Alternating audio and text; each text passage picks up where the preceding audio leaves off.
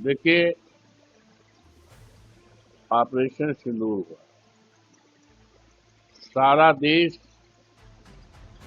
सरकार के साथ, सरकार के कदम मिलाकर चलने के लिए वचनबद्ध रहा। और हमारे नेता माननीय अखिलेश जी ने तो यहाँ तक कह दिया कि इस देश से हमेशा के लिए आतंकवाद को, देश और दुनिया से आतंकवाद की जड़ों को खत्म करने के लिए सरकार जो भी कदम उठाएगी, सरकार के कदम के साथ हम खड़े। देखिए,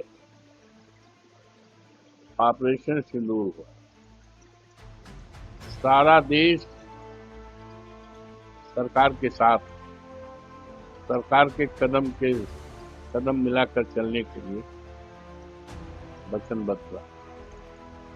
और हमारे नेता माननीय अखिलेश जी ने तो यहाँ तक कह दिया कि इस देश से हमेशा के लिए आतंकवाद को, देश और दुनिया से आतंकवाद की जड़ों को खत्म करने के लिए सरकार जो भी कदम उठाएगी, सरकार के कदम के साथ हम खड़े हैं।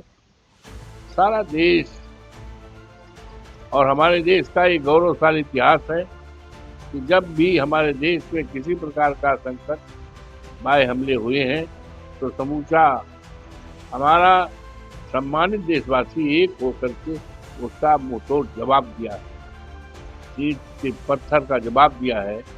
और लेकिन आज अफसोस है कि सिंदूर ऑपरेशन की चर्चा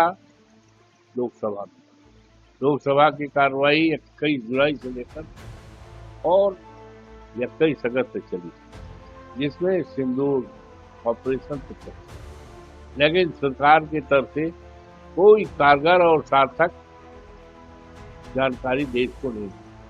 देश जानना चाहता था कि आखिर क्या कमी थी, कहां पर चूक हुई कि आतंकवादी घुस करके हमारे देश के 26 लोगों को दुनिया से उठा लिया।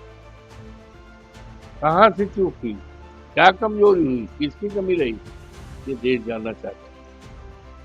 देश ये भी जानना चाहता था कि जो 26 लोगों की जाने गई हैं सरकार की तरफ से उनके सम्मान में, उनके आश्रितों के सम्मान में सरकार ने क्या काम किया, ये समूचा हमारा देश, राष्ट्र जानना चाहता था।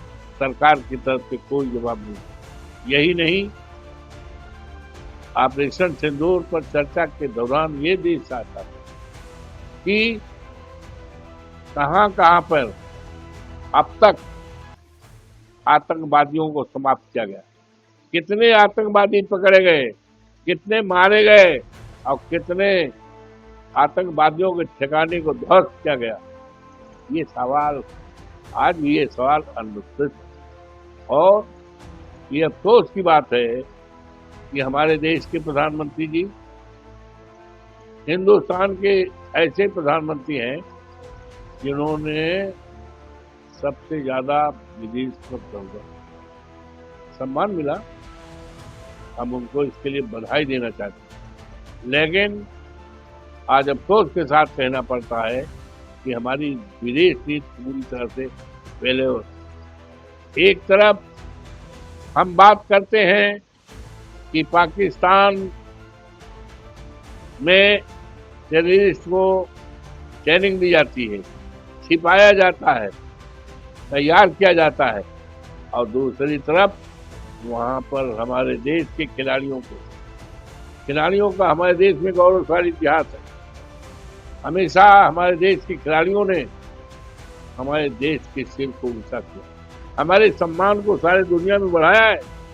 और ऐसे समय में जब ये बात कही जा रही हो कि पाकिस्तान में टेररिस्ट रहते हैं, टेररिस्ट को शरण दी जाती है, उनको ट्रेनिंग दी जाती है, और वहीं पाकिस्तान में हमारे देश के खिलाड़ियों को भेजा रहा, ये देश के सम्मान के खिलाफ, देश का गौरवशाली इतिहास है उसके खिलाफ है।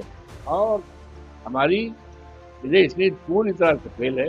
अगर फेल न होती तो वर्ल्ड बैंक की तरफ से आर्थिक सहायता दी गई पाकिस्तान को, तमाम देशों ने किया, तो ये हमारी विदेश नीति कहाँ है?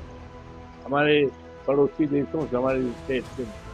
तो मुख्य रूप से यही जो सवाल आपने किया है, जो खेल मैच होने जा रहा है, इनमें हमारे देश की सम्मान के खिलाफ, हमारे देश की वो आत्माएं 26-26 जो टेररिस्ट के द्वारा आई हैं, पाकिस्तान से ट्रेनिंग लेकर आई है और 26 लोगों को हमारे बीच से उठा लिया हो, उनका परिवार आज भी दुखित है, परेशान, सारा देश परेशान है। तो ऐसे स्थिति में वहाँ पर खेल का आयोजन करना और हमारे देश के खिलाड़ियों को भागीदार बनाने के लिए, ये हमारी न विदेश नीति सिद्धांतों के पक्ष में है, न हमारी नीति के अनुसार ये अच्छा है, न हमारे देश के स्वाभिमान और सम्मान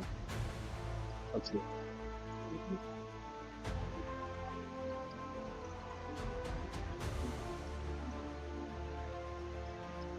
अब हमारी विचारधारा तो हमने सब कुछ कह दिया, तो बचा क्या? हमारे देश के सम्मान के खिलाफ है, हमारे देश के गौरवशाली इतिहास के खिलाफ, परंपराओं के खिलाफ है। और ऐसे समय में जब 26 लोगों को पाकिस्तान से ट्रेनिंग ले करके हमारे बीच से उठा लिया गया हो, आज वो परिवार उस परिवार में अंधेरा है, ऐसे बीच में फिर वहीं से हमारे देश के खिलाड़ियों को भेजा जाए, ये देश के सम्मान